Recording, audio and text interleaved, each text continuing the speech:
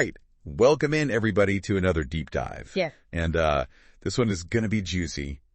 We are going deep into a Facebook feud that, exploded in Deer Park, Texas. Oh, yeah. And it's, sometimes these local dramas, they can teach us so much about how we behave online. Yeah. And about, community dynamics and stuff. Right. So we are diving into this heated discussion that all started over a young man in a red BMW who was apparently driving recklessly. And we have got comments, we've got posts, and we've even got a response from the driver's father. So that's where we are headed. What are we trying to do with this? We're going to try to untangle this whole mess and see what lessons we can all learn. Yeah, it's amazing how one little incident can just blow up online. It's like a wildfire, digital wildfire fueled by fear and anger and, that need for people to get instant justice online. Yeah, and this all started with a woman's post. Yeah. She described this near miss with the BMW at a gas station. She was understandably shaken up, especially because she had her baby in the car. So her post, it just became this lightning rod for the entire community's concerns about this reckless driving. And what's interesting to me is how quickly people online shifted away from focusing on just the incident and started trying to figure out who this driver was. Some people were, digging up info about his family, his father's business, even sharing pictures, asking, is this him? Is this him?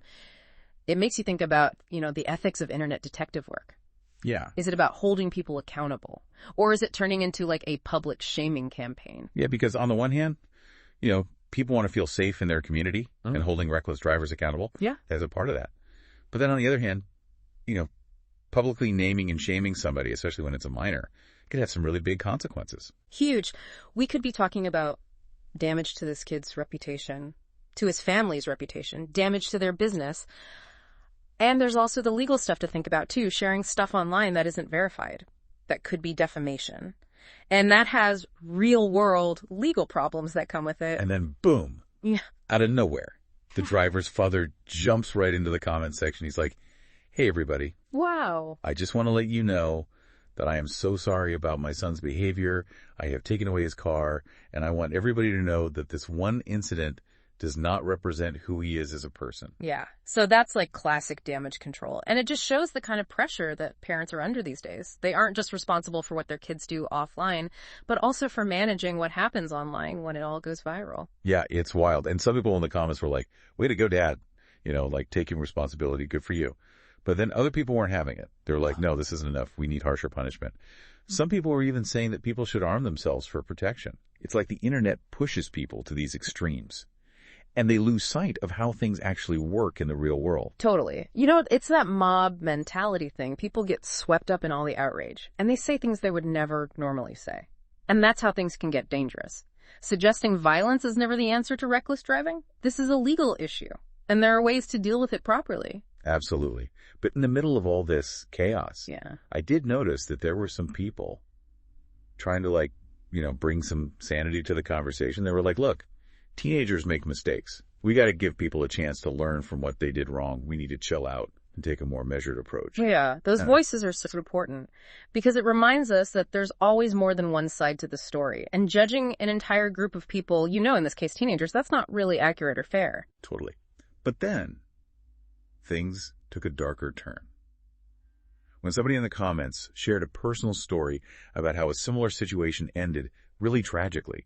A young driver lost their life because of reckless driving, and their family and community were completely devastated. Those personal stories, they really have a way of changing people's minds. It's like a dose of reality hitting the online world. It makes people confront the consequences of what can happen when people drive recklessly. It reminds us that this isn't just some theoretical debate. This is real life, and it affects real people. Yeah, that story really makes you think, reckless driving isn't just some, minor thing. It can have some really awful consequences that you can never undo. It makes you wonder, is there any way to stop this kind of behavior before it goes that far? Yeah. And this whole thing has me thinking about how do we hold people accountable, but without creating this online shame spiral. It's a tough one, right? Because people are scared and they're angry. But is public shaming really the way to fix this? Yeah. Yeah. That's the question, isn't it? Where's the line? We got to remember that everyone makes mistakes, especially young people. And the internet has basically given us this huge megaphone to broadcast everyone's mistakes to the whole world. But does that really help anyone learn from them? It feels like it just causes more harm than good. Yeah. Like imagine you're this kid. You messed up, your dad took away your car, but now everyone on Facebook knows about it. People are threatening you and digging up your family's info.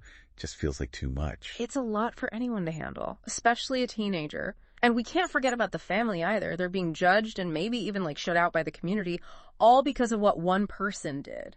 This one incident could affect their business and how people see them for a long time.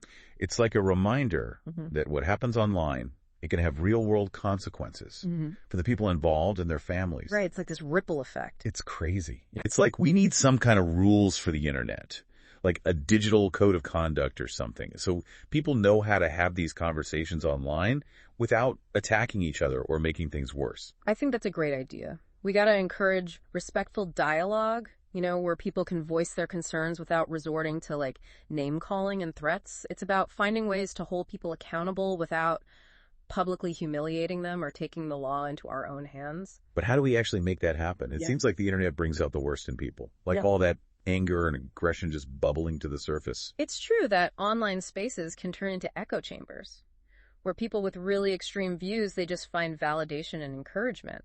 But I do think people are starting to realize that we need to have more civil and productive conversations online. So you're saying there's hope that we can change things and make the online world more thoughtful and empathetic? I think we can.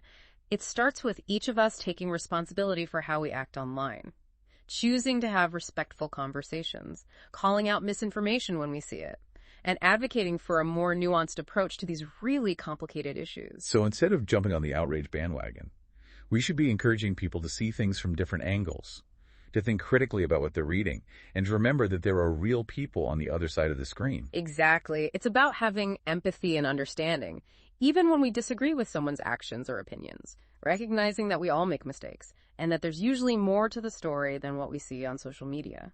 This whole situation with the reckless driving is like a tiny version of the bigger problems we face in the digital age.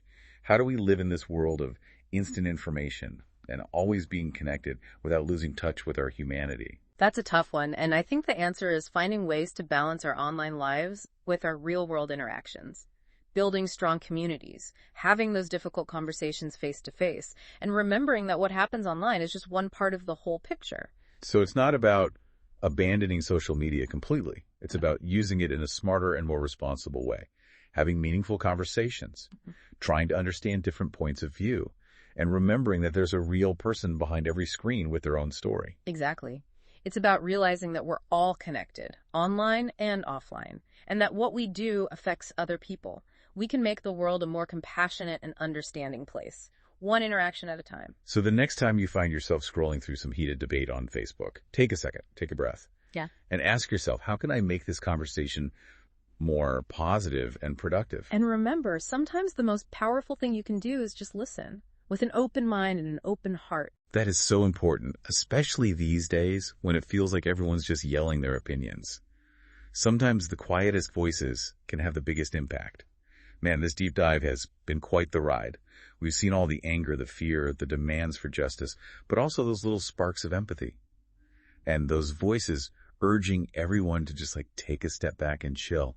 Yeah, it really shows just how complicated it can be to navigate these online spaces. It's so easy to get caught up in all the emotions and lose sight of the bigger picture. But as we've been talking about, there are ways to engage thoughtfully and productively even when things get tough. Okay, so let's bring it back to our listener for a second. You might be thinking, okay, this Facebook drama is kind of interesting. What does it have to do with me? How does any of this apply to my life? Well, I think there are some big takeaways here that go way beyond just this one incident. First, it's a huge reminder that reckless driving has real-world consequences. We all have a responsibility to be safe on the roads and to report dangerous driving when we see it. It's not about being a snitch. It's about keeping ourselves and our communities safe. Right. And second, it really highlights how important it is to think about how we act online. Think before you post. Consider how your words might affect other people.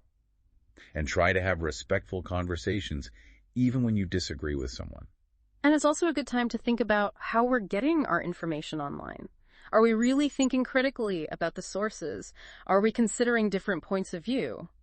Or are we just feeding our own biases? That's a really good point. It's so easy to get stuck in that echo chamber of our own social media feeds, where we're just constantly being bombarded with stuff that already agrees with what we think. And that's where things can go really wrong. When we only hear one side of the story, we jump to conclusions and make judgments without having all the facts. So how do we break out of that echo chamber and start having more balanced and informed conversations? I think it starts with being curious, seeking out different perspectives, Yeah. challenging our own assumptions, and being open to the possibility that we might be wrong. So it's about having those tough conversations, asking those hard questions, and being willing to really listen to what other people have to say. Exactly. And sometimes it's about knowing when to just walk away. Not every online debate is worth having. Sometimes the best thing to do is step away from the screen and go interact with people in the real world. So as we wrap up this deep dive, I want to leave you with this thought. You have the power to shape the online world. You can choose to add to all the noise and negativity. Or you can choose to be a voice of reason, empathy, and understanding. And remember, even small actions can make a big difference. A kind word, a thoughtful comment, a willingness to listen. Those are the things that build a more compassionate and connected online community. Thanks for joining us on this journey into the heart of a small-town Facebook feud. We hope you've learned something valuable about how we behave online and how to be a responsible digital citizen. Until next time, keep diving deep and keep those conversations going.